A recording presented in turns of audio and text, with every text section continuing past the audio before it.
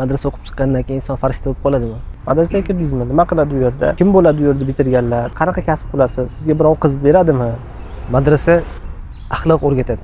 Qo'l bilan sanaydigan buyuk olimlardan biriga aylangan. Kim o'zi bular? Madrasa mahad o'qigan yigitlar. Eng katta universitetlarning professorlari bunga to'g'ri javob bera olmaydigan savollar. Madrasada bunga biz to'g'ri javob topib chiqamiz. Agar inson ma'nosiz qoladigan bo'lsa, inson yasholmaydi. Madrasaga o'zini o'g'lini, qizini berayotgan paytda, yo'q bu domla bo'ladi, bu imom bo'ladi deb emas. Ilmga suyanmagan ishonch eng tez buziladi. Ikkita tanlov oldida qolgansa, qaysi birini tanlayapsiz? Pul topish mumkinmi? Qancha topish mumkin? Shunga o'xshab chetga chiqmoqchi bo'lgan odam o'zi sharoitiga qarasin, avval cho'ntagiga qarasin. Biz bilan solishtirganda qanaqa? Toshkent qanaqa? Turkiya qanaqa? Talabalar kim chiroyli kiyinish, yaxshi mashinada kelish uchun musobaqalashmaydi.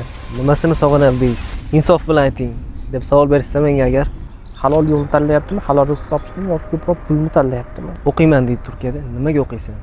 O'z zamonaviylik o'zi nima degan savolga javob topishimiz kerak-da. Va qayergacha zamonaviy bo'lish kerak? Ha. Xat qayerda? Chegara qayerda? Zamonaviylik yomonmi, yaxshimi? Islomiy ilmlarda o'qiydigan insonlar haqida yana nimalarni bilishni xohlaysizlar? Assalomu alaykum. Assalomu alaykum hurmatli do'stlar. Sizlar bilan Liqo podkastimizni 2-sonida ko'rishib turibmiz. Bugun sizlar bilan inshaalloh bizning sohaning eng qaynoq mavzulari. Madrasa qanaqa joy? Bunda o'qiganlar kim bo'ladi? Turkiyada o'qish yaxshimi? Va musulmon kim o'zi? Degan savollarga javob beramiz. Bu galgi mehmonimiz meni madrasadoshim, hamkasbim va yaqin do'stim Abdurashid Qahramon.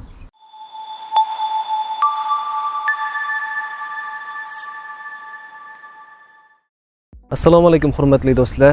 Sizlar bilan Liqo podkastimizni 2-sonida ko'rishib turganimdan xursandman.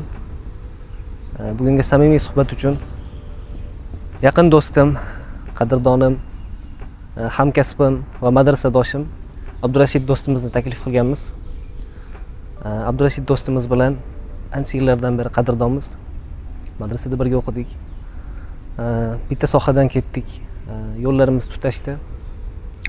Ko'rib turganingizdek, so'lim go'shada do'stimiz bilan va sizlar bilan samimiy suhbat qilish uchun bu yerga jamlandik. Xush kelibsiz Abdurashid. Chaqirig'imga labbay deb qimmatli vaqtingizni ayamasdan kelganingiz uchun minnatdorman. Marhamat qilib obunachilarimizga o'zingizni tanishtirsangiz ozgina. Xush ko'rdik, rahmat. Avvalambor assalomu alaykum hammaga. Meni shunchalik qadrlaganingiz uchun, yaqin do'st, qadrdon deb aytganingiz uchun avvalambor sizga rahmat. Inshaalloh shunga loyiq bo'lishga harakat qilamiz. Inshaalloh bugungi ko'rsatuvimiz erkin bo'lishni xohlayman. Har xil mavzularda. Albatta. Mana taxminan 1 yildan beri Toshkentdaman men ham. Siz ham ko'chib keldingiz, xursand bo'ldim bundan. Bahor kelib, hammada kayfiyat boshqacha. O'shanga erkin har xil o'zimiz boshimizdan o'tkazayotgan, muammo deb ko'rayotgan yo tavsiya sifatida aytadigan gaplarimizni bugungi podkastda gaplashsak, inshaalloh hamma uchun manfaatli bo'ladi degan umiddamiz.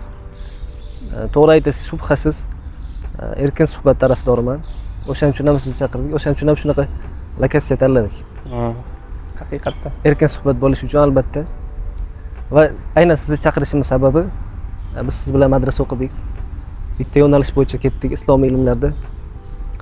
Shaxsiy tajribam jamiyat ko'zida islomiy ilmlarda o'qigan, madrasa mahad o'qigan do'stlarimizga nisbatan tushunmovchilik bor. Qandaydir mavhum tushunchalar bor. Kim o'zi bular? Madrasa mahad o'qigan yigitlar. Qorimi bular? Imommi? Domlami bular? Kim o'zi bular? degan tushuncha bor yoki farishtalarmi? Madrasa o'qib chiqqandan keyin inson farishta bo'lib qoladimi? Shunaqa mavhum tushunchalar bor. Biz kimmiz o'zi? Fikrlarimiz qanaqa? Jamiyatga qarashimiz qanaqa? Shu narsalarni siz bilan muhokama qilish uchun chaqirdim. Haqiqatda juda ham zo'r mavzu bu. Ko'pchilik o'ylantiradigan, bunga yaxshi javob bilmaydigan mavzu. Siz hozir aytyapsizki, odamlar qorilarni, ahli ilmlarni, madrasada o'qiganlarni farishta deb tasavvur qiladi deb ba'zi insonlar o'ylaydi. Lekin buni aksi bo'lganlari bor. Madrasaga kirgan va Qur'on o'qiydigan, ilm o'qiydigan insonlarni zamondan ortda qolgan, ular qoloq insonlar, hozirgi zamonga mos bo'lmagan insonlar deb qaraydigan ham ko'p. Uni teskarisi. Ya'ni farishta, zo'r, ideal odam deyishdan tashqari qoloq, jamiyatga hech qanday foydasi yo'q odam deb ham qaraydiganlar bor. Shuning uchun bu mavzuni o'zimiz hayotimizdan, yaqin do'stlarimiz, ustozlarimizni hayotidan misol qilib agar yoritadigan bo'lsak, ko'p shunaqangi tushunmovchiliklar, noto'g'ri tasavvurlarni ketkizgan bo'lamiz deb o'ylayman, xudo xolasa. To'g'ri aytasiz. Tangani bu tomoni ham bor ya'ni. Men faqat bir tomonini gapirdim. Darhaqiqat ikkinchi tomoni ham bor tangani. Umuman negativ kayfiyatda bo'lgan insonlar ham bor bizga nisbatan. Keraksiz insonlar deb ko'radiganlar ham bor. Shu mavzuni ochib beraylik bugun. Kimmiz o'zi? Kimmiz o'zi? Qanaqa qaraymiz jamiyatga nisbatan? Avval kimmiz deyishdan oldin biz o'zimizni, shaxsiyatimizni tanitib olaylik, chunki biz hali jamiyat ichida unaqangi mashhur bo'lmagan odamlarmiz. Odamlar ko'rib, o'zi kim bular deyishdan oldin o'zimizni tanitganimiz yaxshi. Meni ismim Abdurashid. Andijondanman. Andijondan o'zim. Andijondanmiz. Ikkalamiz ham hammamiz bu yerda Andijondanmiz. Toshkentda 1 yildan beri, taxminan 1 yildan beri istiqomat qilaman. Yoshim 26 da. Inshaalloh hali maqsadlarimiz katta, hali yoshmiz deb o'ylaymiz o'zimiz. Xo'p, endi o'qish tarixim haqida gapiradigan bo'lsam, maktab paytida men juda ham sho'x bo'lganman. Qanaqa, o'zim o'qituvchini, onam o'qituvchini farzandiman. Yaxshi o'qirdim. Bizda tug'mami bilmayman, ya'ni Xudo bergan istedod bor.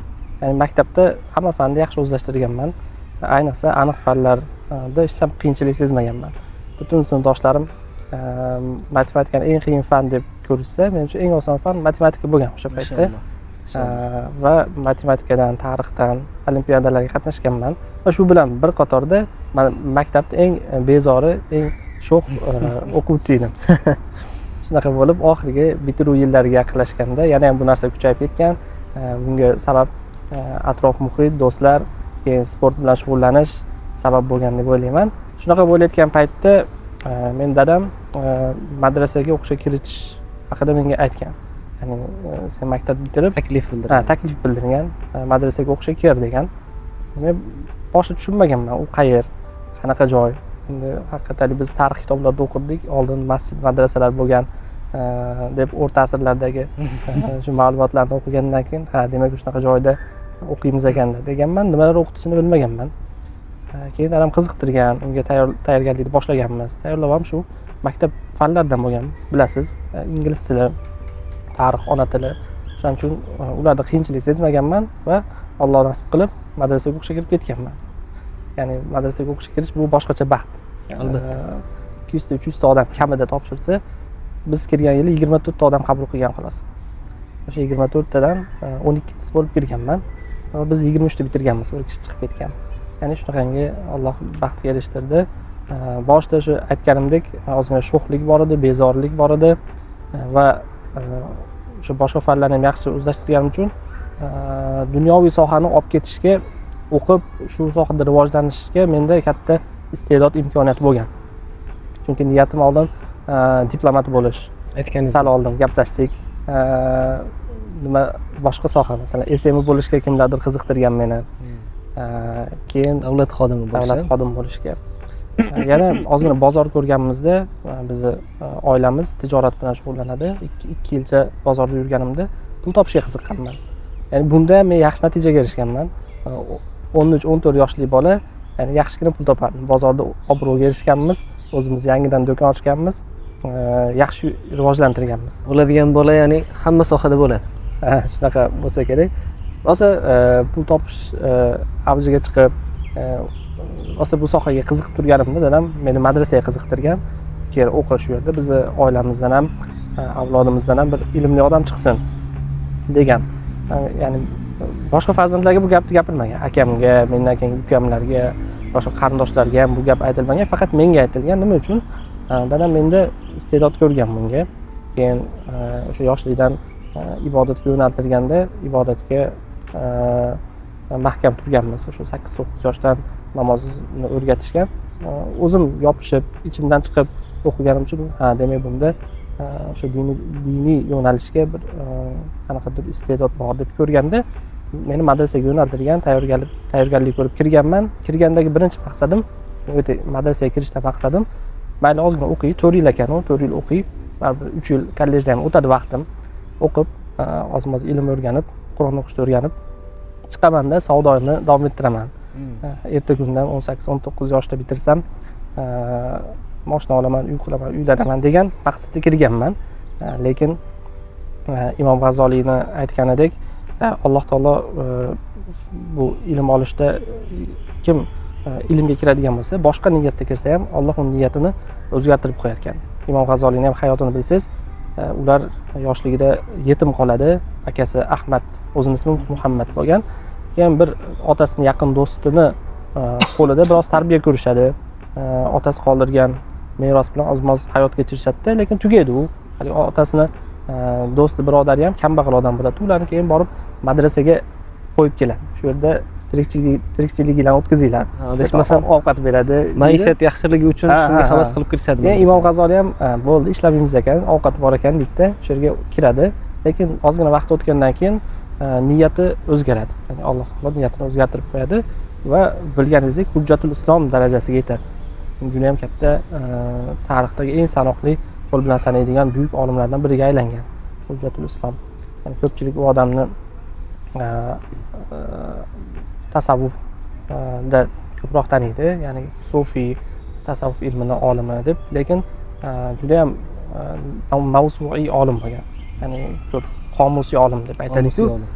Falsafadan o'sha faylasuflarga juda qattiq raddiyalar bergan, mantiqda, boshqa tabiiy ilmlarda, fiqhda, o'zi mazhabi Shofiy bo'lgan, lekin Shofiy mazhabini eng katta imomlaridan biri.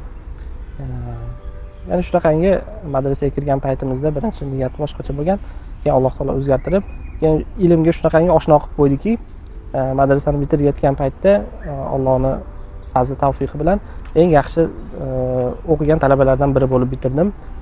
Keyin O'zbekistonda o'qishga o'zim qoniqmadim. Ya'ni davom ettirayotganda Toshkentda o'qishga ham imkoniyatim bo'ldi, kirdim. Lekin meni o'qitgan ustozim, yo'q, siz bu yerda o'qimang, Toshkentda o'qitiladigan narsalarni hammasini sizga o'rgatdim. Bu yerda o'qimang, siz chetga boring dedi. Keyin shu Turkiyaga ham bir vaqt o'zida o'qishga kirgan edim. Keyin dadam qarshi chiqdi bunga. Yo'q, bu o'qishni to'xtat, endi ishlagin. Uni bu yog'iga moqchi eding-ku madrasaga kirishdan. Bu yog'iga biz ham ta'minlamaymiz endi. Akalaring ham o'zini yo'liga, ukalaring ham o'zlarini aravasini tortadi. Sen ham shunaqa qil, o'qisang Toshkentda o'qi. Biz Turkiyada seni o'qita olmaymiz deb boshida aytdi. Keyin men shunaqangi qattiq kurashdim. Oraga ustozlar tushdi va jiddiyligimni ko'rgandan keyin dadam oxiri o'zi xo'p deb unadi va indamasdan borib menga bilet olib keldi. Shunaqangi xursand bo'lib ketdim. Bordim, borib yerda o'qishni davom ettirdim va Turkiyada ko'p narsa ko'rdim, o'rgandim va qaytib kelib hozir mana Toshkentdaman. Do'stimiz o'zlarini kamtarona tanitdilar. Inson o'zini maqtashi sal odobdan bo'lmagani uchun balkim gapirmadilar bu narsalarni. Bu narsalarni men gapirishim menimcha munosib. Xo'p, do'stimiz kim? Abdurashid. Abdurashid do'stimiz o'sha madrasani eng yaxshi baholarga bitirgan o'quvchilardan. Madrasa tarixida birinchi bo'lib chetga chiqib o'qigan talabalardan va chetda ham katta natijalar qilgan, katta ustozlar bilan o'qigan. Hozirgi kunda islom moliyasi bo'yicha ishlayaptilar mana. Islom moliyasi bo'yicha IOFI xalqaro tashkilotini sertifikatini o'sha birinchilardan bo'lib olgan do'stlarimizdan. Hayot yo'llari shunaqa. Lekin ko'ryapmiz mana. Qanaqa boshlangan? Farishta emasmiz. Oddiy, to'polonchi, sho'x ko'cha bolasi holatidan boshlangan. Hammamizda ham shu. Madrasa mahad o'qiydigan yigitlar, madrasa mahad o'qiydigan qizlar, bular hammadan boshqacharoq tug'ilgan, qanaqadir bir alohida belgi bilan tug'ilgan insonlar bo'lmaydi. Oddiy, mana shu jamiyatning orasidan chiqqan oddiy oilaning farzandlari bo'ladi odatda. Sohaga kirayotganda ham unaqa katta maqsadlar bilan kirmaydi, chunki sohani tushunmagan bo'ladi hali. Kirib kelgandan keyin bu sohani zavqini olgandan keyin, bu sohani tarovatini olgandan keyin, ana undan keyin boshqacha ilmga ishtiyoq paydo bo'ladi. Yo'lini ko'ra boshlaydi. Qayoqqa qarab ketayotganini ko'ra boshlaydi. Shundan keyin o'zgarish bo'ladi hayotida. Lekin xulosa qilib aytadigan bo'lsak, biz shu jamiyatning a'zolarimiz, xuddi boshqa insonlarga o'xshagan insonlarmiz. Shuni yetkazmoqchimiz. Hozir bu yerda o'sha madrasada o'qiganlar qanaqa odamligi haqida gapiryapsiz. Odatda bu diniy ilm sohasiga kirganlarni bizda 2 xil 3 xil nomlar bilan vakillarini 2 xil 3 xil nom bilan ataydi butun xalq. Kimdir qori deydi. Qorilikni o'zi mohiyati boshqacha bilamiz. Qori deb Qur'oni Karimni to'liq yodlagan, to'liq hifz qilib qalbida joy qilgan odamni qori deydi. Lekin biz jamiyatda ozgina do'ppi kiygan, biroz o'qishni biladigan shunaqa odamlarni hammasi yoki namozxon bo'lsa ham qori deyiladi. Ya'ni bu ham endi yana Imom G'azoliydan keltiraman. Imom G'azoliyni la mushahada fil alfaz degan bir gapi bor. Ya'ni lafzlar muhim emas. Asosiysi ma'no. Ya'ni odamlar har zamonda har xil terminlarga ittifoq qilish mumkin. Avvalgi zamonda bir narsa misol olma deb nomlanmagan, keyinchalik uni olma deyishlari, hozirgi kunda biz telefon deb nomlayotgan narsani vaqt o'tib odamlar mashina deb nomlashi bu mantiqqa zid emas. Mantiqqa zid emas. Shuning uchun aytmoqchi bo'lganim, qori so'zini asl mohiyati biz aytgandek bo'lsa ham, lekin omma orasida u boshqa ma'noga, kengroq ma'noga o'tib ketgan. Bu ham yomon narsa emas. Bo'lishi kutiladigan, ya'ni oddiy hol. O'zi kim? Qorilar biz xalqimizni ko'pchilikning tasavvurida qanaqa odam? Ya'ni odatda yaktay chopon kiyadigan, do'ppi kiygan, uzun soqol qo'ygan, Qur'on o'qishni biladigan, ma'rakalarga, har xil marosimlarga qatnashib, tugun ko'tarib chiqadigan odam deb tasavvur qiladi ko'p insonlar. Yomon bunga yorqin misol, men o'zim hayotimda bo'lgan, madrasaga kirish tariximizga biroz aytib berdim. Madrasaga yangi kirdim, xursandman juda ham. Bu xursandchilikni o'zimni bobomga, biz Andijonda opodda deymiz, opoddamga yetkazgani bordim. Juda ham xursandman. Opodda men tabriklar, men madrasaga kirdim desam, haligi umuman xursandchilikda alomati bilinmadi, kayfiyat tushib ketdi. Nima qilasan sen shuncha senda salohiyat bor odam bo'lib turib davlat ishida ishlamaysanmi sen? Domla bo'lib janozalarda qatnashib, tugun ko'tarib yurasanmi ertaga deb meni biroz koyidi. Haligi joyda xafa bo'ldim men. Opodamdan haqiqatda xafa bo'ldim. Keyin o'qishni boshladim. Bu eng yaqin odamimdan chiqayotgan narsa. Endi ko'chada bu narsani ko'p ko'rardik. Madrasaga kirdingizmi? Nima qiladi u yerda? Kim bo'ladi u yerda bitirganlar? Qanaqa kasb qilasiz? Sizga birov qiz beradimi? degan savollar ko'p bo'lgan. Unchaligini bilmas ekanman. Biz juda ham ko'p bo'lgan bunaqa savollar. Keyin boshladim o'qishni. Allohga shukr, opoddan 1 yil o'tgandan keyin boshqa odamga aylanib qolgan keyin. Boshida o'sha bu narsani ma'qullamagan, yoqtirmagan odam 1 yil vaqt o'tgandan keyin eng yaxshi ko'rgan nabirasi men bo'lib qolganman. Meni doim chaqirardi, men bilan suhbatlashgisi kelardi va o'sha vafot qilishidan oldin mendan dars olishni boshlagan. O'zi salkam 80 ga yaqinlashgan odam. Qur'on o'qishni o'rganaman. Namozxonada Qur'on o'qishni bilmasdi. Umraga borib keldi orada. O'qdi menga deb o'qishni boshladi. Siyratdan Tarix Muhammadiy kitobidan har borganda o'qib berardim. Juda ham haligi e'tibor bilan eshitib o'tirardi. Ixlos uyg'ondi-da, keyin 2020-yil vafot qildi. Covid paytida.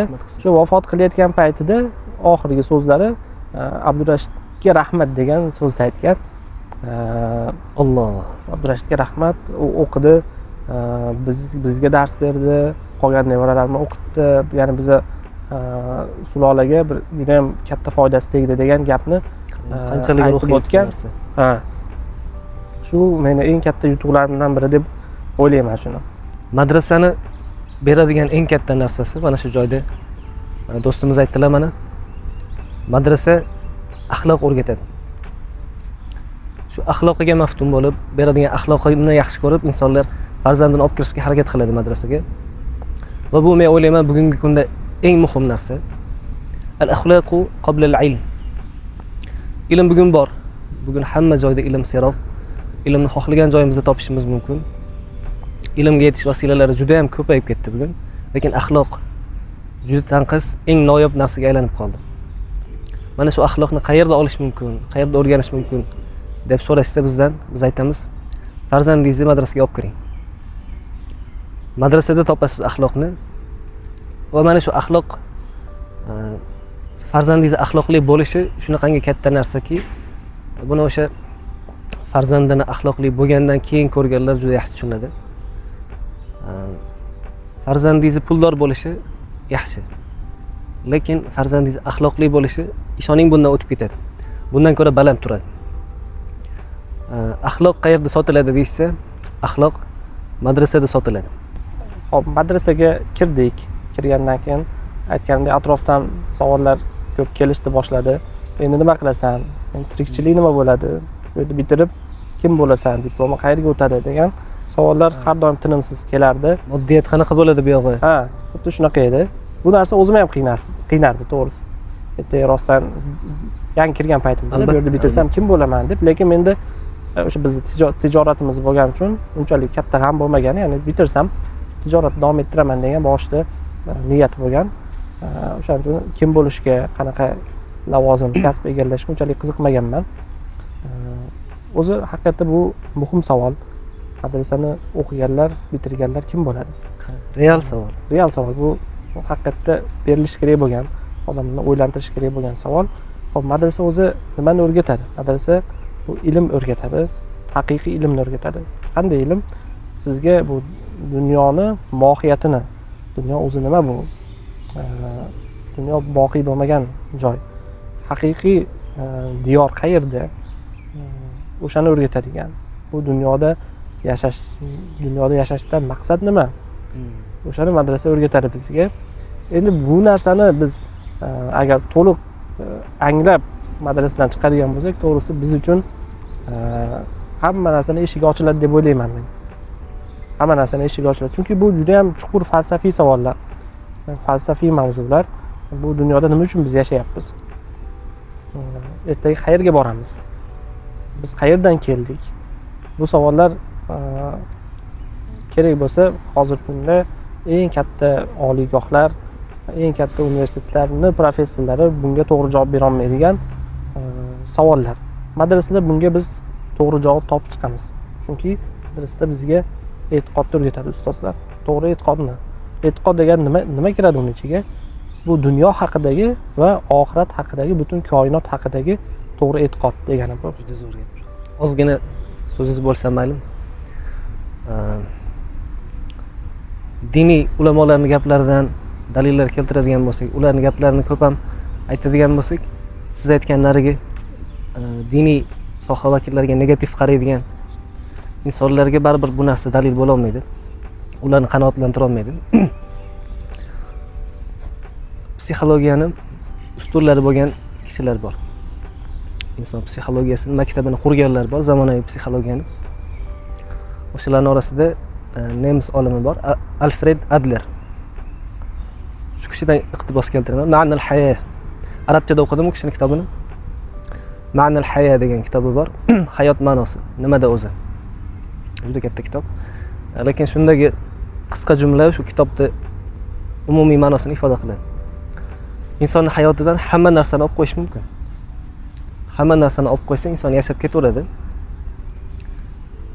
Sog'lig'i ham hattoki faqat tanasini bir qismi tirik qolgan insonlar ham yashayveradi. Agar hayotida ma'nosi bo'lsa. Lekin ma'noni olib qo'yish mumkin emas. Insonning hayotidan ma'noni olib qo'yish mumkin emas. Agar inson ma'nosiz qoladigan bo'lsa, u inson yasholmaydi. Sizga madrasa shu narsani beradi. Madrasadan shu narsa ma'noni olib chiqib ketasiz. Endi undan keyin hayotingizni xohlagan sohada qurishingiz mumkin. Ya'ni faqat diniy soha mutaxassisi bo'laman deb kirilmaydi madrasaga. Bank sohasidagi kollejga kirar ekansiz, bankir bo'laman deb kirasiz. Lekin madrasaga shunchaki bundan keyingi hayotingiz baxtliligini ta'minlash uchun, hayotingizga ma'no qo'shish uchun shunchaki kirib, o'zingiz uchun kerakli bo'lgan bilimlarni olib, chiqib ketib, o'zingiz sohangizda davom etishingiz mumkin. Madrasa shunaqa joy. Madrasaga kirib, ozgina o'qib, 2-3 yil vaqt o'tgandan keyin siz aytgandek ma'noni tushunishni boshladim. Hamma shunaqa kirganlar agar chin ixlos bilan, niyat bilan o'qiyotgan bo'lsa, haqiqatan bu yashab turgan dunyosini, hayotini, mazmunini, ma'nosini tushunishni boshlaydi. Endi bu ma'no bilan o'zi ilmni mohiyati bir-biriga juda ham yaqin. Ilm o'zi nima degani? Ilm bu bir narsani u haqiqatda qanday bo'lsa, ana shunday anglash degan.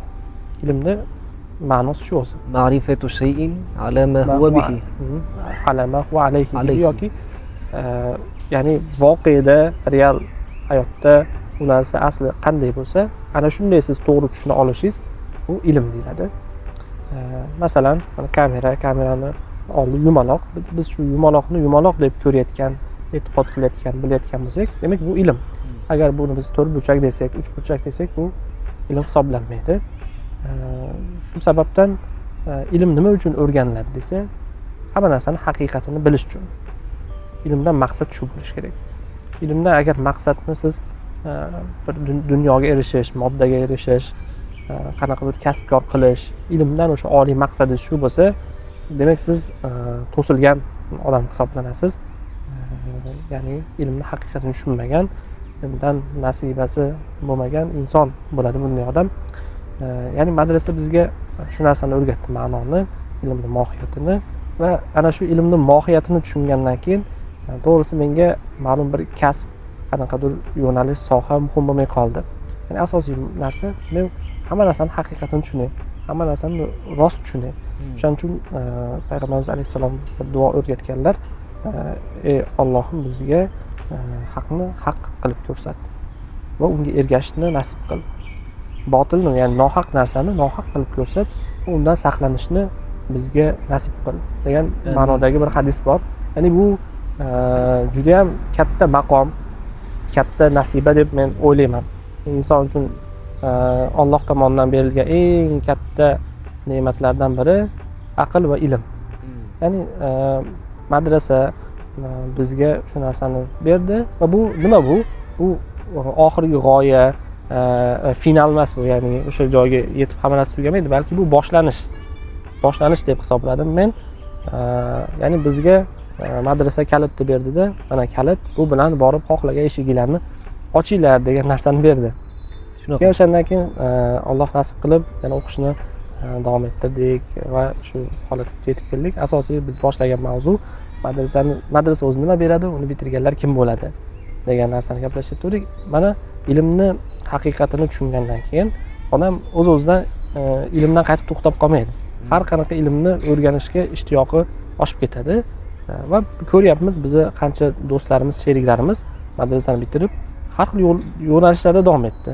Ulardan to'g'ri. Mana bizdan oldin bitirgan, hozirgi kunda yosh katta shu madrasani bitirib chiqqanlarning ichida davlat ishida ishlayotganlar bor, katta tadbirkorlar bor, olimlar bor, diplomatlar bor, har xil ya'ni soha vakillari bor. Kerak bo'lsa ichki ishlarda ishlayotganlar bor.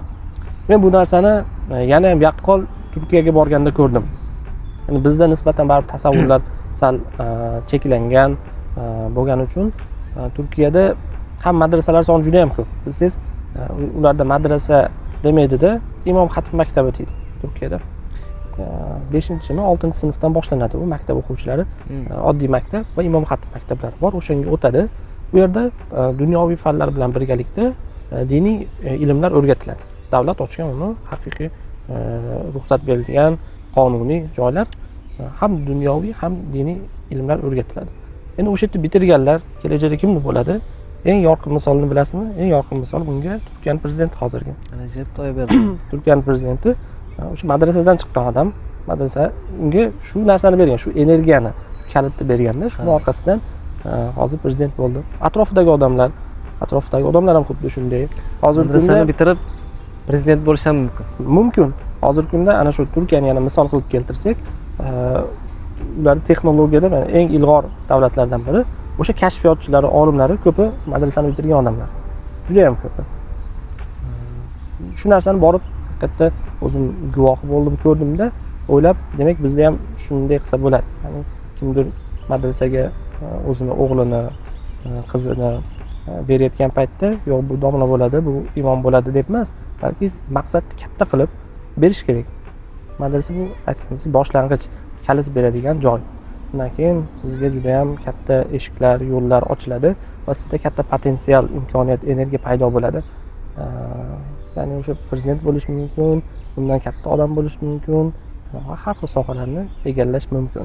Mana men o'zim bitirdim o'qishni, madrasani bitirdim, bakalavrni ham islomiy ilmlar yo'nalishida davom ettirdim va ko'rdimki, diniy sohada ishlayotgan, dars berayotgan, imom noiblik qilayotganlar ko'p. Hozir men kirsam, yana o'shalardan biri bo'laman. Inshaalloh bu ham xalqqa, dinga bir xizmat qilishni juda ham katta yo'li. Lekin men o'zimda boshqa sohaga yo'nalishga salohiyat ko'rdim. O'zimda pulni boshqarish, tasarruf qilishga qobiliyat bor edi. Aytdim, ozgina tijorat bilan shug'ullanganman va men biz yurtda hozir rivojlanib katta imkoniyat yaratilayotgan sohalardan biri islom moliya sohasi. Oltin soha. Sohasini ko'rdim. Ya'ni men boshlayotganimda 2 yil oldin boshlagan bo'lsam, sekin bu narsa boshlanayotgan edi. Shu narsani ko'rdimda, demak 2 yil, 3 yil ichida bizda banklar ochilib ketadi degan narsani ko'rib, bu sohaga kirdim. O'rganishni boshladim. Mana hozir Turkiyani eng nufuzli universitetlardan biri Marmara universitetini magistrantiman. Ya'ni hozir ilmiy ish yozish bosqichidaman. O'qishlarni tugatdim. Hozirda ilmiy ish yozyapman. Taqdir, omad degan narsa ham ko'rinadi ba'zida, shunaqa narsalar. Shunaqa. Qarang, siz bu sohada o'qimoqchi bo'lganingizda istiqboli ko'rinmayotgandi hal bu narsada. Siz kirdingiz islomiy ilmlarda, islom moliyasi bo'yicha davom etdingiz. U ham qanaqa tanlov bo'ldi? Ustoz Umar Faruq maslahat bergandilar buni?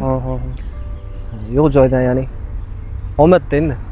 Omadni biz boshqacharoq aytamiz. Allohning fazli, Allohning taqdiri, rejasi. Shunaqa. Ya'ni oddiy tilda aytsa, omad. Shunaqa bo'ldi. Moliyaga kirib kelyapmiz-ku mana, islom moliyasi. Kulminatsiyamiz qolib ketdi. Madrasa bizga g'oya berar ekan, oliy g'oya, ya'ni ma'no berar ekan. Real savol bor edi bitta. Pul topish mumkinmi? Qancha topish mumkin? Madrasani bitirib degan kulminatsiyamiz bor edi.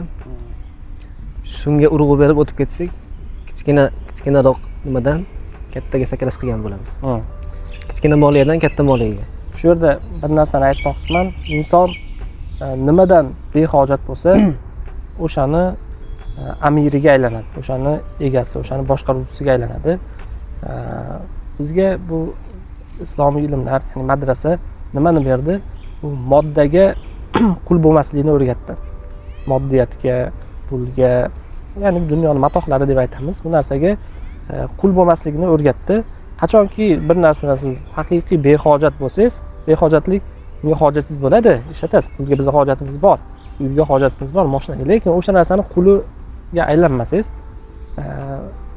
o'sha narsani siz amiriga aylanasiz. Uni siz boshqarasiz. U sizni qo'lingiz ostida bo'ladi. Shunaqa bo'ldida, ya'ni pul muhim, lekin aytganimizdek, pul qo'lda bo'lishi kerak, qalbda emas. Zo'r gap. Al-kalimatu zahabiyya. Oltin so'z bo'ldi. Lekin men sizni tushunaman hozir. Bu aytgan gapingiz 100% his qilib turibman hozir. Nimagadir mujmal qoladi shu gap. Shu gapni bitta oddiy qishloqda o'tirib 200-300 dollar pul topishni orzu qilib o'tirgan bolaga aytsangiz, qanaqa reaksiya bo'lishini tasavvur qilaman-da men unda. Bor deydi, bu gapni boshqa odamga ayt deydi. Yo'q, tushunmaydi bu odam. Bu gapni pul topmaslik kerak, dunyo uchun harakat qilmaslik kerak deb tushunmaslik kerak buni. Bu mutlaqo unaqa narsa emas. Ya'ni biz bu dunyoda sabablar asosida yashaymiz. Alloh taolo dunyoni shunaqa yaratgan. Sabablarni qilasiz, keyin undan keyin natija bo'ladi har doim. Pulda ham xuddi shunaqa. Biz aytmoqchi bo'lgan narsa maqsad, g'oya. Pul topishdan g'oyangiz nima? To'g'rimi niyatingiz? Demak, unaqada gazini bosing. deyish kerakda. Agar pul topishdan maqsad faqat pulni ko'paytirish, pul topishdan maqsad ko'proq lazzatlanish bo'lsa, demak bu haligi istidroj degan narsani bilasizmi? Ya'ni Alloh sizga rizq beraveradi, kengaytiraveradi, lekin u bilan sizni nimaga do'zaxga yaqinlashtirayotgan bo'ladi. Bunaqa bo'lib qolmasligi kerak. Pul topish kerak, faqat maqsadni to'g'ri qilgan holatda halol yo'l bilan milliardlab topishni hech qanaqa yomon joyi yo'q. Bu narsaga chaqirish kerak, bu narsa bo'lish kerak. Musulmon odam boy bo'lishi kerak. O'zi gap bor-ku, solih inson uchun, solih mo'min uchun mol qanday ham yaxshi bir tuhfa, ne'mat degan ma'noda bir gap bor. Bu gaplar nima degani, do'stlar? Tushuntirib berishga harakat qilaman. Pul qo'lda bo'lishi kerak, qalbda bo'lmas kerak degan gapni siz telefonning tagida, Instagramning tagida o'tirib aytmaysiz bu gapni. Siz harakat qilyapsiz. Faqat g'amingiz pul emas. Tushunyapsizmi? G'am pul emas. Pul uchun harakat qilib qo'ygansiz. Ishlaringiz ketyapti, lekin boshqa g'amingiz bor sizning. Siz boshqa g'amdasiz, siz boshqa tashvishdasiz. Pul o'zi topiladi pul. Mana siz qilayotgan harakatingiz bilan pul topiladi. Bu yoqda sizning boshqa g'amingiz bor. Mana shu hayot baxtli hayot. G'amingiz pul bo'lib qolmasligi, butun g'am tashvishingiz pul bo'lib qolmasligi, dardi fikringizda pul aylanmasligi bu sizga sokin, tinch, qanaqadir shirin hayot beradi. Shuni aytmoqchimiz. Pul topmaslik kerak degan narsaga hech ham urg'u bermadik hozir. Biz aytmoqchi bo'lgan gapimiz, pul uchun harakat qilasiz. Lekin shu yerda bir narsa bor. Hozir hamma, hatto men ham, siz ham, hamma odam, yo biz pulni qalbimizda yaxshi ko'rmaymiz. Shunchaki kerak bo'lgan uchun topamiz. Pul bizning qalbimizda emas, qo'lda kerak deb hamma aytadi buni. To'g'ri, bu hammaniki ham to'g'ri da'vo emas, yolg'on da'vo ko'p. Qayerdan ajratadi desa, agar sizga ikkita tanlov berilsa, bittasi pul, boshqa tarafi ikkinchi variant, ya'ni axloq, din, fazilat, ilm, sha'an kabi boshqa tanlov pul bilan turibdi. O'sha yerda ikkita tanlov oldida qolgansa, qaysi birini tanlayapsiz? Masalan, ayollar iffatni tanlayaptimi, pulni tanlayaptimi? Erkaklar halol yo'lni tanlayaptimi, halol rizq topishnimi yoki ko'proq pulni tanlayaptimi? Kimdir ilm olishni boshladi, ilm olishni tashlab qo'yib pul topishga kirishib ketdi. Qaysi birini tanlayapti? Shu joyda inson sinaladi. O'sha joyda pul tanlayotganlar, pul yo'lini tanlayotganlar, demak qalbiga pul o'rnashib qolgan inson bo'ladi. Demak, test qilishning oson yo'li bor. Oson. Tanlov kelib qolgan paytda bilinadi. Dardi rostdan ham pulmi, pul emasmi? Agar shu imtihondan to'g'ri o'tgan bo'lsangiz, doim yaxshi o'ta olasangiz, ya'ni u odam o'ylanib o'tirmasdan pul topish degan, ya'ni yaxshilab pul topish kerak. Imtihonni o'tayotgan bo'lsa, muammosi yo'q uni. Endi sal qiziqarliroq mavzularga o'tsak, Turkiyada bo'ldingiz, o'qidik birga. Ko'rdingiz Turkiyani, Turkiyadagi ta'lim, muhit. Turkiyaga o'taylik. Turkiya qanaqa o'zi? Biz bilan solishtirganda qanaqa? Toshkent qanaqa? Turkiya qanaqa?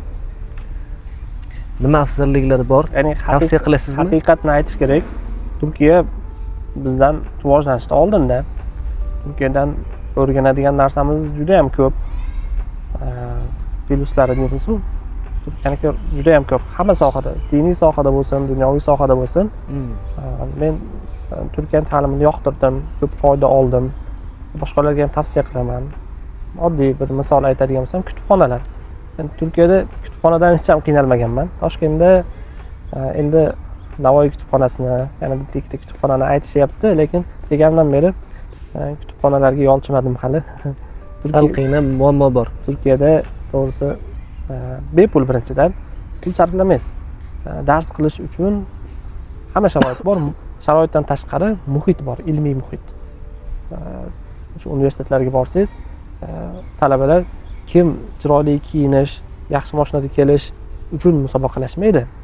Kim o'sha chorakni imtihonlarni zo'r yopish, yaxshi ball olish, yaxshi o'qish, yaxshi natijalarga erishish uchun musobaqalashadi shu yo'lda.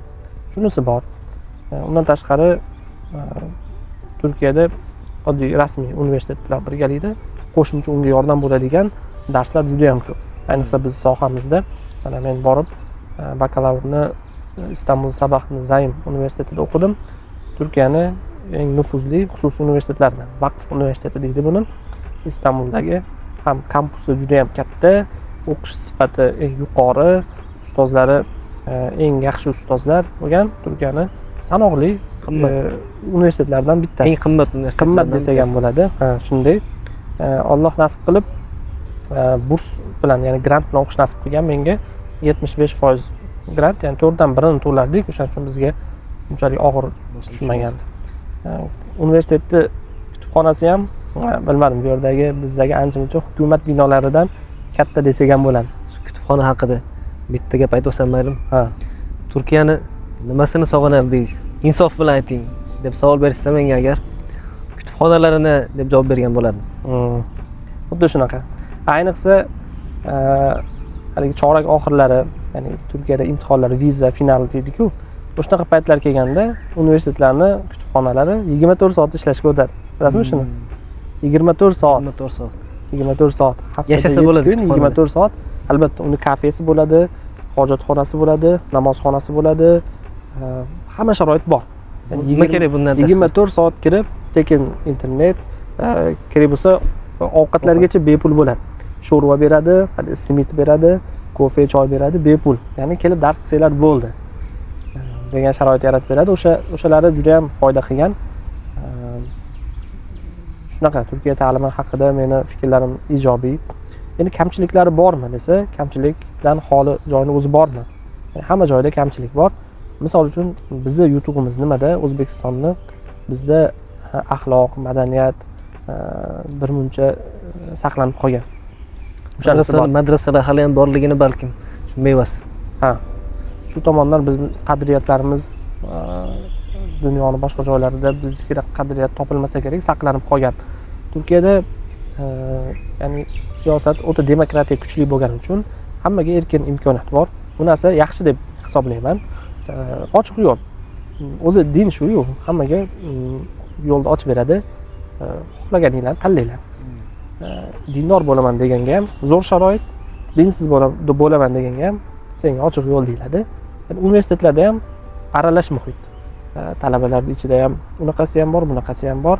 Lekin hamma bitta maqsadda, o'qish maqsadida keladi u yerga. O'shanisi yaxshi. Lekin o'sha aytganimdek, qadriyatlarimiz, axloq, odob jihatdan biz O'zbekiston menimcha dunyoda birinchi o'rinda desak hech mubolag'a emas bu. Hatto men arab davlatlariga borganman. Shunaqa. Bu yerda ham yo'q bu narsa. Arablarda yo'q. Turklar bizni qardosh o'lkamiz, lekin o'sha rivojlanish, g'arbga yaqinlik, bu narsalar birmuncha ularga ta'sir qilgan. Shunday. Shu joyda bitta savol tug'iladi. Hozirgi fikrlash saviyasiga kelish uchun chetda o'qiganingiz aynan shu narsa ta'sir qildimi sizga? Ya'ni bir ukamiz savol so'rayapti bizdan. Shunaqa erkin fikrlaydigan, bir o'zligini topgan kishi bo'lish uchun illo faqat chetga chiqib o'qishim kerakmi degan savol beryapti bizga. Zarurmi chetda o'qish? Juda ham zo'r savol. Mendan ham hamma so'raydi buni. Ya'ni o'sha ayniqsa Turkiyada yurgan paytimda ko'pchilik aloqaga chiqib, bu o'qishni bitiryapman yoki maktab bitiryapman, men ham Turkiyaga borib o'qishni maqsadidaman yoki boshqa joyda chetda o'qishim kerak deydi. Ayniqsa biz madrasani bitirayotganlar ham bormoqchimiz o'qishga deydi. Shu savolni ko'p berishgan. Siz birinchilardan kirgansizda? Ha, shunday. Bizga bir ustozimiz yaxshi bir qoida o'rgatgan. Bu meni hayotimda ko'p ishlataman shuni, ya'ni foyda bergan fikrlashimga. Ustozimiz aytganki, umumiy javob berma hech kimga deydi. Hamma narsaga individual qarashni o'rgan, javobingga shunaqa bo'l. Umumlashtirish bu xatoni boshlanishi deydi. Xuddi shunga o'xshab, men sizga boshqa tomondan bir misol bilan aytaman. Agar birov sizdan so'rab kelsa, qaysi mashina zo'r? Qaysi mashinani olay deb so'rab kelsa, agar mendan so'rasa javobim shunaqa bo'ladiki, eng zo'r mashina qaysi desa, eng zo'r mashina puling yetgan mashina derdim. Ya'ni puling qaysi mashinaga yetsa, eng zo'r mashina shu. Hali BMW yaxshimi, Mercedes yaxshimi deyshadi-yu. qaysi biriga puling yetsa shunisi yaxshi. Chevroletmi, BYDmi? Buni yetganini ol. Yoki pul yetgani va boshqa yana bittasi senga mos bo'lgani. Bir odam yuk tashiydi. Yuk tashiydigan odam Bugatti olgani bilan uning ishiga yaraydimi? Yaramaydi. Yoki o'shaqa poygalarda qatnashadigan odam yuk mashinasi KAMAZ olsa, shunda haydasa, to'g'ri keladimi? Kelmaydi. Lekin hammasi mashina. Shunga o'xshab chetga chiqmoqchi bo'lgan odam o'zini sharoitiga qarasin, avval cho'ntagiga qarasin. Demak, cho'ntakka ham taqaladi. Ha, albatta, cho'ntagiga qarasin birinchi o'rinda. Ikkinchi o'rinda maqsadiga qarasin. U ertaga o'qib bundan nima olmoqchi, nima ko'zlayapti, kim bo'lmoqchi, shunga qarasin. Agar u meditsina sohasida ketmoqchi bo'lsa, Turkiyada ham yaxshi, lekin undan ham yaxshi joy bordir. Agar bir odam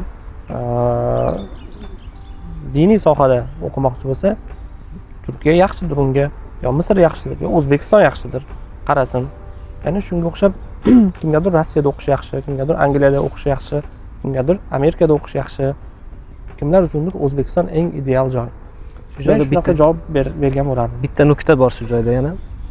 To'xtalish kerak bu narsaga.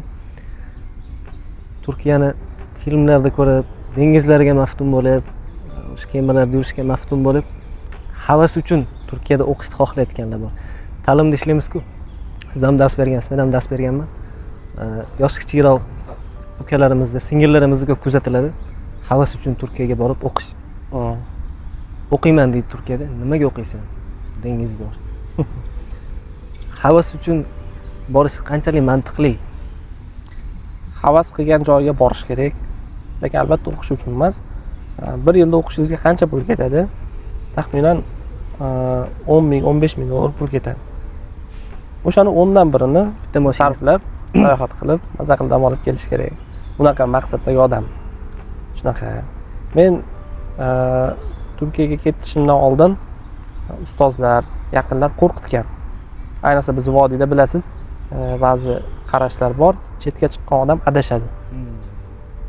Bu bizi sohadagi odamlarga tegishli. Boshqa sohadagilarda yo'q bu narsa, meni bilishimcha. Aynan bizi soha vakillariga O'zbekistondan tashqarida o'qigan odam albatta adashadi. Adash nimada? Ya'ni e'tiqodi buziladi, yo'li o'zgaradi degan vodiyda bor, qarash bor. Men chiqib ketmoqchi bo'lganimda shu narsalar aytilgan. Qarshiliklar bo'lgan. Keyin ketganimdan keyin ham bo'ldi, Abdurashid buzildi, aynidi degan ko'p gaplar qulog'imga yetgan. Bormisan, nima bo'ldi endi buzildi? Ha, buzildi, bilmadim, buzilgandirmiz. Shunaqa narsa bor. Xo'p, bunga qo'shilamanmi, qo'shilmaymanmi? Bir jihatdan qo'shilaman, boshqa jihatdan qo'shilmayman. Insonning immunitetiga bog'liq, asosiy fundamentiga bog'liq bu narsa. Agar u rezinkadek odam bo'lsa, hamma yoqqa cho'zilib ketadigan, qayerga cho'zilib tortiladigan odam bo'lsa, u odamga eng yaxshi uyi. Uydan chiqmagani yaxshi. Kimdir betondek mustahkam odam bo'ladi, o'zining fundamenti bo'ladi. U boshqalarga ta'sir qiladi. Ya'ni shu darajadagi odam, u qayerga borsa ham u odam adashmaydi. Men o'zim haqimda yana bir misol keltiraman. Ko'p o'zim haqimda gapiryapman. Ma'zur tutasizlar. Madrasaning oxirgi yillarida o'qiyotganimda ko'p kitob o'qish natijasida har xil fikrlar miyada paydo bo'lgan. Qaysi bir to'g'ri, qaysi bir noto'g'ri deb hatto o'zimizni mazhabimizdagi gaplarga shubha bilan qaraydigan bo'lib qolganman. Ya'ni tashqaridan kelgan ba'zi raddiyalar, shubhalar, misol uchun Hanafiy mazhabida hadis yo'q, hadisga tayanmaydi ular. Zaif hadislarni olishadi degan shubhalar miyamda aylanishni boshlagan va har xil va hokazo va boshqa chetdagi narsaga qiziqish. Chet elda xo'roz qanti degan gaplar bor-ku, ya'ni qiziq tuyulgan juda ham. Ya'ni menda o'sha moyillik, buzilishga moyillik kuchayib ketgan O'zbekistonda turib. Agar ketmaganda rostdan men o'sha paytda buzilgan bo'lardim deb O'zbekistonda turib buzilgan bo'lardim. Lekin chetga ketdim, Turkiyaga borib katta ustozlarni ko'rdim, har xil odamlarni ko'rdim, ularning qarashi, yurish-turishi, turmush tarzi, ilmlari bilan tanishdim va o'zimizni e'tiqodimizga, mazhabimizga bo'lgan hurmatim shu darajada oshdiki, hozir hech kim meni bu yo'ldan qaytara olmaydi. Hech kim qaytara olmaydi. Ya'ni borgandan keyin buni dalillari bilan, kitob isbotlari bilan o'qidim. Oddiy Shayx Muhammad Avomani Asarul hadis sharif fi ixtilafil fuqaha degan kitob bor, yozgan. Borganda o'sha yerda bir ustozimiz buni o'qitgan, qayta o'qish nasib qilgan shu kitobni. Shunaqangi menga zo'r ta'sir qilgan. Ya'ni o'sha bizning mazhabda hadislarning qanaqa ko'pligi, qanaqa kuchli hadislarga tayanilgan, ixtiloflar qayerdan kelib chiqqanini men dalili bilan o'rgandim bu yerda.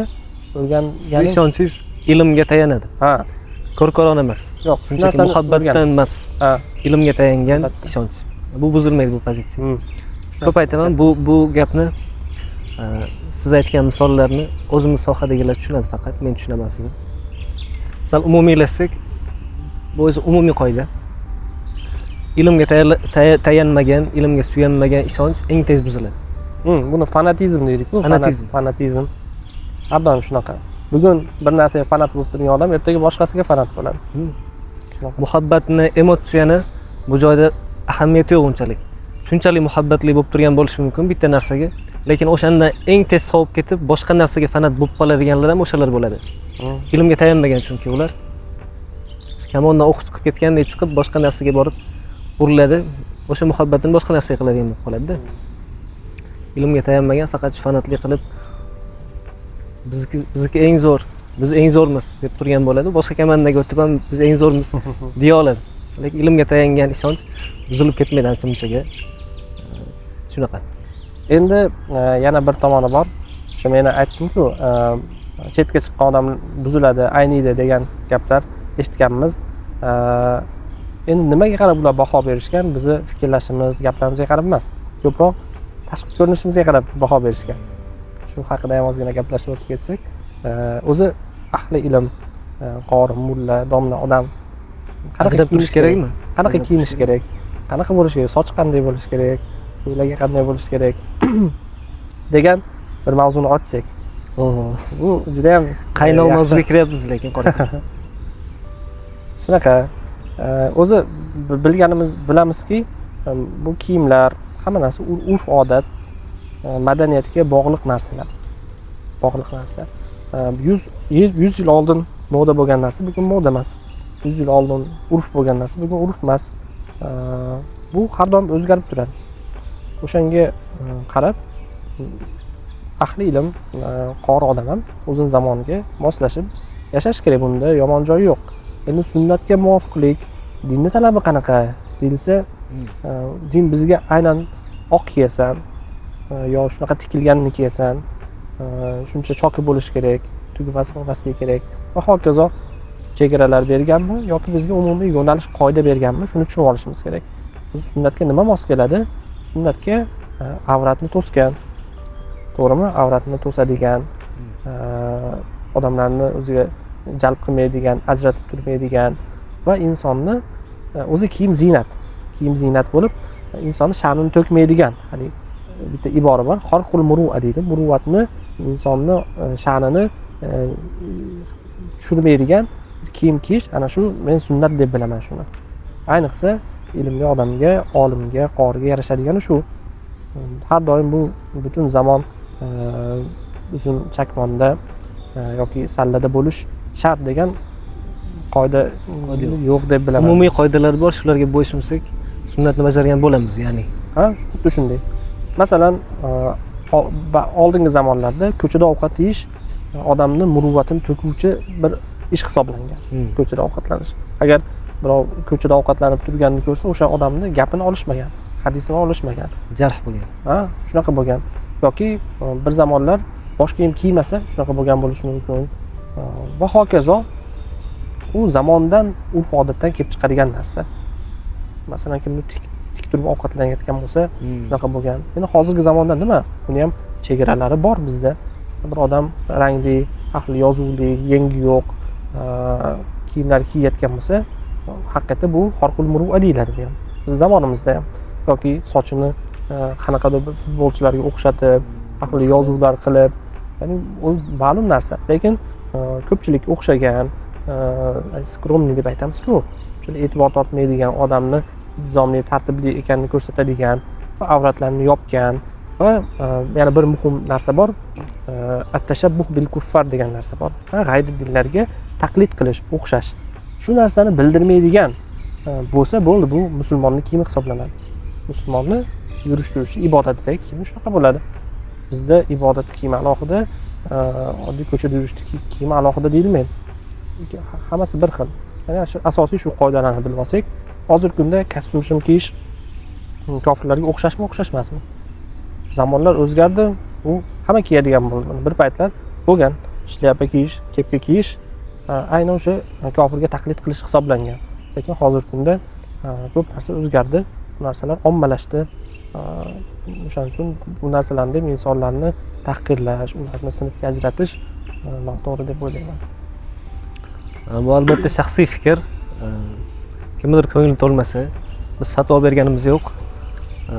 Diniy idoraga murojaat qilib, yana ham ishonchli ustozlardan so'rab, ishonch hosil qilib olishinglar mumkin. Biz fatvo bermadik. Shunchaki shaxsiy fikr. Endi bu gaplarimizdan bir savol kelib chiqadi. O'zi musulmon kishi va o'sha aytganimizdek musulmonlar ichida ularning olimi, qorisi bor. Biz ko'proq bu suhbatimizda ularga urg'u qaratdik. Ular zamonaviy bo'lishi kerakmi? Bu zamonaviylik o'zi nima degan savolga javob topishimiz kerak edi. Va qayergacha zamonaviy bo'lish kerak? Xat qayerda? Chegara qayerda? Zamonaviylik yomonmi, yaxshimi degan savolga javob berib ketsak, shu yerda bir qiziq narsani aytaman. Olimlikni eng yuqori darajasi qaysi? Olimlikni eng yuqori darajasi bu mushtahidlik. Desa, mushtahid eng yuqori darajadagi olim bu. Ana shu mushtahid bo'lish uchun nima shartlar kerak? Qanday talablar bor deyilsa, yozilganda Qur'onni, sunnatni, arab tilini va hokazo usul ilmlarini juda ham chuqur bilgan bo'lishi kerakda va o'z zamonini zo'r bilish kerak degan bitta shart bor. Yashab turgan zamonini zo'r anglash kerak, bilish kerak degan shart bor. Nima degani bu? Zamonaviy bo'lish kerak degan. Ya'ni u shartlar orasida, shurut ijtihodlar orasida agar zamonni bilmagan odam mushtahid bo'la olmaydi. Qanchalik diniy ilmlar chuqur egallagan bo'lsa ham, mutabahhir bo'lsa ham, agar u yashab turgan zamondan bexabar bo'lsa, bilmasa, hayotni, odamlarni urf-odati, yashash tarzi, muomalalari bu narsani agar tushunmaydigan, undan uzilgan odam bo'lsa, u mushtahid bo'la olmaydi. Balkim shuning uchun ham Imom Abu Hanifani maqomlari qolgan mushtahidlardan ko'ra balandroq. Aynan o'sha zamonasiga moslashganlar uchun insonlarni ko'p o'rganganlari. Bo'lib ham Kufada yashaganlar-ku. Bu odamlar zamondan ham oldin bo'lgan. Zamonaviylikdan ham o'tib, zamondan oldinda bo'lishgan odamlar. Juda qiziq. Biz o'zimiz zamonimizga yetib olsak bo'ldi. Biz orqaroqdamiz. Sal. Hali dunyoning bir chekkasida bir ishlar bo'lyapti. U narsa bizga 20 yildan keyin, 10 yildan keyin yetib kelyapti ba'zida. Ba'zida kitoblar o'qiymanda, hozirgi zamondosh olimlar shunaqa dedi desa, u 100 yil oldingi olim bo'ladi. Demak, bizga nisbatan, diniy sohaga nisbatan negativ kayfiyatda bo'ladiganlarga gaplari ham bir tomondan asosli bo'ladi, qachonki biz zamonni orqada qolib ketsak. Rostdan ham xaloq bo'ladigan bo'lsak, demak, ularning gapi to'g'ri bo'lib qoladi. Shu yerda bir muhim nuqta, noto'g'ri tushuncha, tasavvur bor ko'p insonlarda. Zamonaviylikni g'arblashishga tenglashtirmaslik kerak. Zamonaviylik teng bu g'arblashish emas. Agar bir odam o'zi sharqona kiyinsa-yu, lekin uni fikrlashi g'arbnikidan ustun bo'lsa, u haqiqiy zamonaviy odam. Buni teskarisi zo'r kiyingan, o'sha baland osmono'par binolarda yashaydi, eng zamonaviy texnologiyalar ishlatadi, iPhone 17 ishlatadi, lekin miyasi qolib ketgan, rivojlanmasa, ta'sirlarda qolib ketgan. Bu zamonaviymi? Yo'q, bu zamonaviy emas bu odam. O'shaning uchun zamonaviylikni chegarasini yaxshilab ajratib olish kerak. O'shanda biz ahli ilmlar zamonaviylarni eng oldi safida bo'lishimiz kerakligini tushunib yetamiz. O'sha chegaraga to'xtalaylik. Chegara qani? Qanaqa bo'lsak biz zamonaviy bo'lamiz? Ya'ni buzilmagan holatdagi, o'zimizni saqlab qolgan holatda qanaqa qilib zamonaviy bo'la olamiz? Buning uchun o'zi yana qoidaga qaytadigan bo'lsak, biz usulda hamma narsalarni, hukmlarni o'zgaruvchan va o'zgarmaydigan, sobit va mutag'ayyir deydi, o'zgaruvchanga bo'ladi. Zamon ham xuddi shunaqa. Bu zamon aylangan sari o'zgarishi talab qilinadigan, o'zgarishni taqozo qiladigan narsalar bor. va odam alayhissalomdan boshlab qiyomatgacha o'zgarmaydigan narsalar bor.